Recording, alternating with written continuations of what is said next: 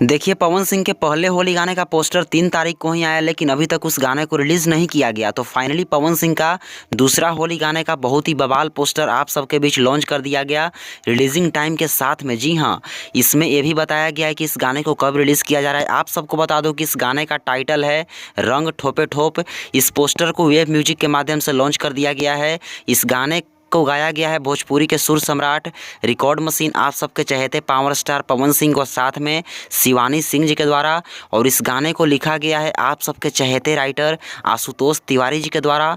और इस गाने में म्यूजिक दिया गया है प्रियांशु सिंह जी के द्वारा। आप सबको बता दूं कि इस गाने में पवन सिंह जी के साथ में फीचरिंग के तौर पे श्वेता महाराज जी नजर आने वाली है।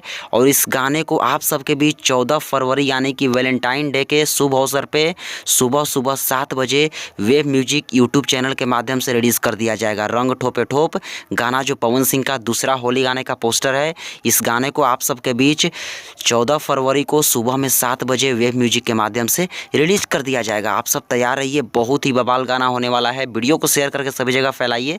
धन्यवाद।